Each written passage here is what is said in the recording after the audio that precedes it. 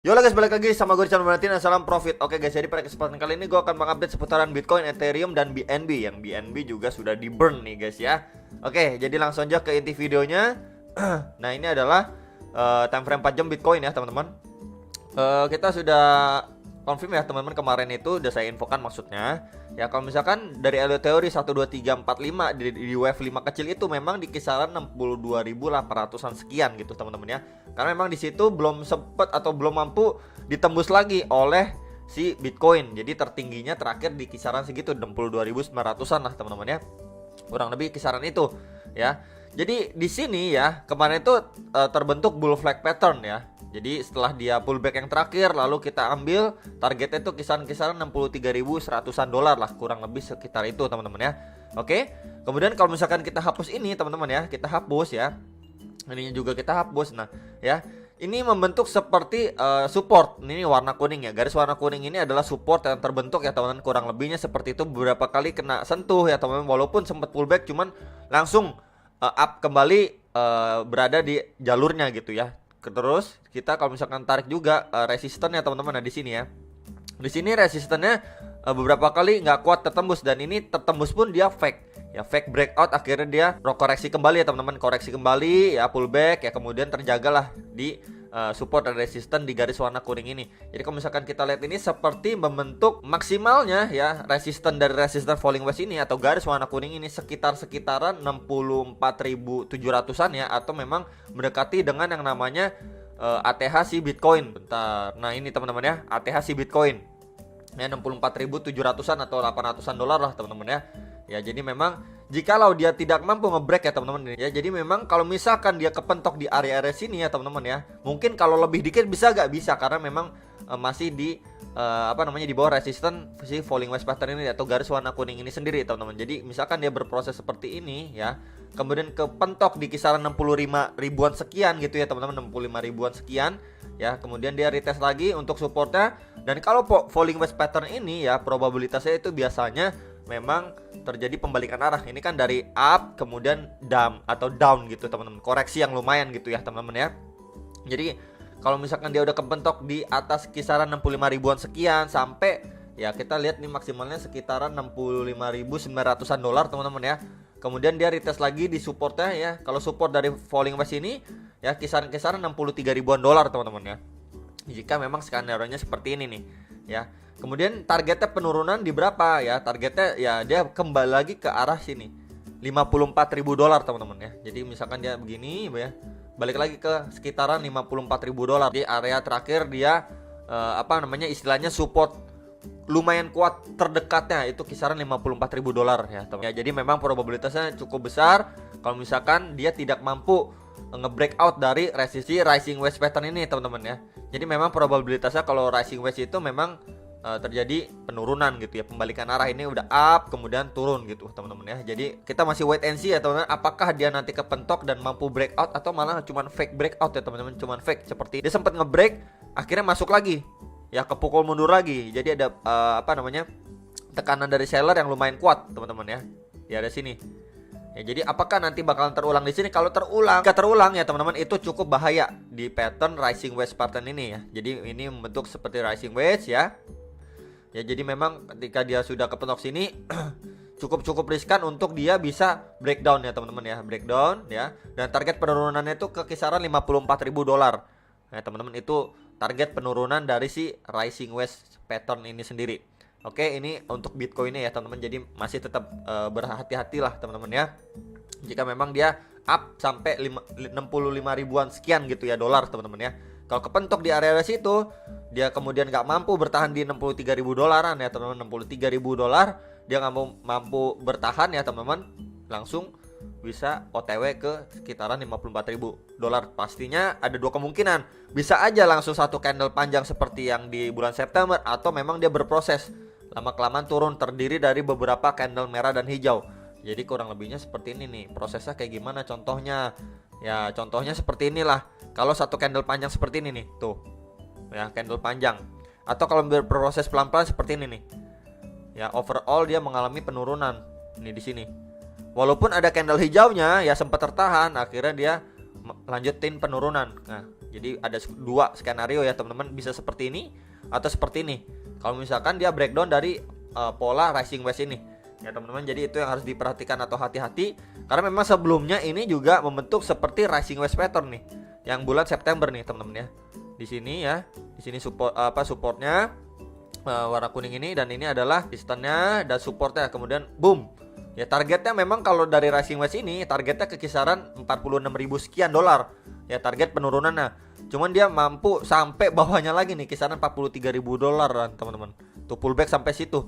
Tapi kemudian up lagi ke kisaran target penurunan tadi 46 ribuan sekian dolar nih. Close candle-nya di situ teman-teman. Jadi memang area ini adalah target dari penurunan si Bitcoin ketika memang boom breakdown dari rising wedge pattern ya. Jadi memang nanti ketika dia malah pullback ke bawahnya kisaran 51.000 atau 50.000 dolar, kemudian up lagi ya teman-teman, seperti yang di bulan September bisa aja. Cuman memang target penurunannya itu di kisaran 54.000 dolar ya teman-teman, dari pattern rising wedge pattern ini sendiri. Oke. Ya teman-teman, ini adalah time frame 4 jam dari si Bitcoin ya. Jadi tetap harus berhati-hati ya. Kemudian ini adalah untuk Bitcoin dominance-nya, kemarin sudah saya infokan ya, resistance next lagi di garis putih ini atau sekitar 47,4 ya. Next lagi di 48,2 dan tertingginya itu di kisaran 49,2. Ini adalah 3 resistance terdekat ya maksud saya ya teman-teman, untuk si Bitcoin dominance atau dominasi si Bitcoin. Sekarang di web Indodax seperti ini ya. Menurut saya udah lebih fresh ya teman-teman ya. Tampilannya seperti ini. Jadi ya lebih oke lah tampilannya teman-teman. Oke guys, jadi ini versi rupiahnya ya teman-teman ya. Ini versi rupiahnya. Kalau tadi kan ini per USDT saya ambil dari Binance kan teman-teman. Kalau ini versi rupiahnya maksudnya dari Indodax. Oke.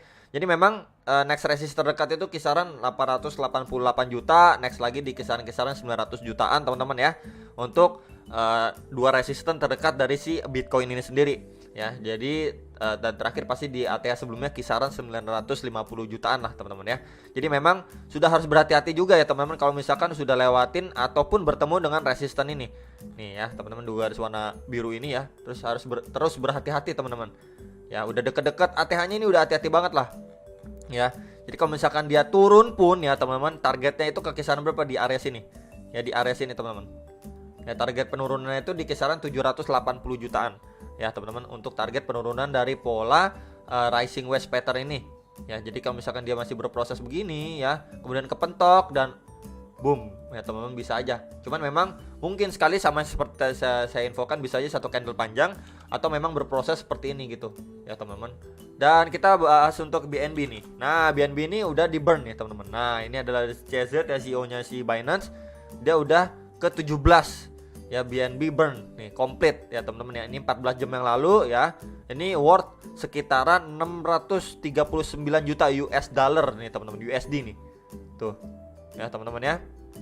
Jadi ini yang mengakibatkan kalau misalkan kita lihat juga dari price action-nya si BNB mengalami penguatan yang lumayan ya teman-teman, dan tadi tertingginya kisaran 6.977 ribuan ya teman-teman di sini. Jadi memang setelah dia mampu bertahan di level ini teman-teman ya, di sini dia mampu bertahan di level ini, akhirnya dia mengalami penguatan kembali ya. Dan di sini kalau misalkan kita lihat dia membentuk seperti double bottom. Ini bottom 1 dan bottom 2. Ya, jadi dia sudah ngebreak dari neckline-nya dari si pola double bottom ini sendiri, teman-teman ya. Jadi untuk si BNB sendiri akhirnya dia sudah mampu break ya. Jadi kalau misalkan dia retest pun, retest terdekat ke kisaran berapa? Kisaran 6,7 jutaan nih di area sini, neckline dari si double bottomnya si BNB. Tapi kalau misalkan dia lanjut mengalami penguatan teman-teman ya, ke arah sekitar berapa di sini teman-teman? Ya ke arah sekitar berapa di sini ya? 7 juta rupiah. Next lagi di kisaran ini teman-teman ya, 7,2 ya. Dan di high terakhirnya itu kisaran 7,4, 7,5. Nah, teman-teman. Jadi itu untuk beberapa titik target next target dari si BNB terdekatnya ya. Dan support terdekat udah saya infokan, dan lebih bawahnya lagi di kisaran 6,4-an. Ya teman-teman, jadi ini untuk si BNB ya. Jadi misalkan dia retest pun ya teman-teman, kemudian mengalami pemantulan kembali, masih up, masih bisa ya teman-teman. Tapi kalau misalkan dia nggak retest pun ya gimana ya, nggak retest begini mungkin ya proses seperti ini melanjutkan kenaikan ke beberapa resisten atasnya.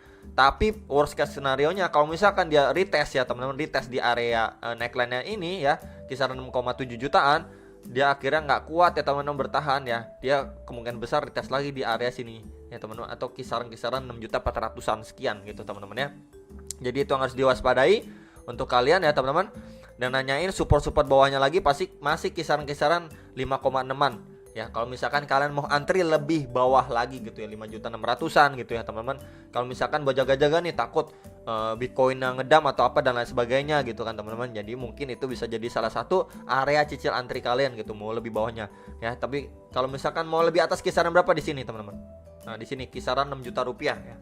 Jadi itu teman-teman untuk informasi yang bisa saya berikan ya seputaran BNB. Next yang terakhir saya bahas. Nah, ini ETH terlihat masih struggling ya teman-teman ya. Dia sempat hit kisaran 55.400-an sekian ya. Kemudian dia rejection di situ ya teman-teman, dan ini dia lagi berproses ya teman-teman, mencoba bertahan di atas EMA 21 dan 34 ya, atau dua indikator ini. Garis warna biru dan merah ya teman-teman ya. Dan juga time frame 4 jamnya sudah masih masuk area oversold ya teman-teman ya. Jadi memang kita bisa melihat ETH ya teman-teman, kalau misalkan dia sudah ngebreak ya teman-teman, kita bisa lihatnya dia udah bertahan ya, ngebreak akhirnya dari EMA 21 dan 34-nya. Potensi terdekatnya di sini ada juga yang namanya resisten nih. Kalau jangka pendek kisaran 53.800-an ya. Dan mungkin tertinggi terdekat ya kisaran berapa di sini? Kembali lagi merites ke kisaran 55.500-an teman-teman untuk si ETH atau Ethereum ini sendiri ya. Jadi ini untuk jangka pendeknya. Kalau misalkan lanjut pun ke kisaran berapa yang kemarin ya, high-nya kisaran 57 juta sekian ya untuk si Ethereum. Jadi ada beberapa titik resisten terdekat oleh atau yang akan dihadapi oleh si Ethereum ya teman-teman. Kalau misalkan supportnya ya pasti masih kisaran-kisaran ini 52 juta sekian untuk support terdekat dari si ETH ya teman-teman ya, di sini garis warna merah. Jadi itu yang perlu diperhatikan untuk si Ethereum ya. Jadi masih mungkin sekali untuk dia mengetes ya teman-teman ya, mengetes minimal dia break lagi nih untuk si resisten ini ngebreak ya teman-teman. Dia bakalan mencoba ngetes lagi di sini ya. Apakah dia mampu ngebreak dari 55.500-an ini ya teman-teman. Kalau dia mampu ya, dia berpotensi untuk up ke tertinggi terakhir kisaran 57 juta sekian. Tapi ya beda ceritanya kalau misalkan dia sudah mampu ngebreak di resisten ini ya, kemudian dia mentok di kisaran 55.500-an, kembali mentok ya teman-teman. Ini membentuk seperti double top. Area neckline dari double top ini kisaran ini, garis warna merah ini 52 juta sekian ya teman-teman ya. Dan target penurunan dari si double top ini ya teman-teman di kisaran ini. Nah, di kisaran-kisaran 49 juta sekian ya teman-teman ya. Jadi itu yang harus diperhatikan untuk si Ethereum ya. Jadi benar-benar berhati-hati lah kalau misalkan dia mampu ngebreak. Nah, kita bisa lihat di sini ya, mungkin tekanan seller di sini bisa lumayan kuat ya teman-teman. Itu yang harus diwaspadai. Kalau lumayan kuat ya dia kembali bakalan ke neckline-nya si double top ini ya, pattern double top ini. Kalau misalkan nggak kuat nahan juga teman-teman ya berproses OTW ke targetnya, target penurunan ya kisaran 4. Jadi itu aja teman-teman untuk si Ethereum, BNB dan Bitcoin ya untuk analisanya. Semoga bisa membantu kalian bisa dior kembali, dan sampai jumpa untuk next video. Salam profit.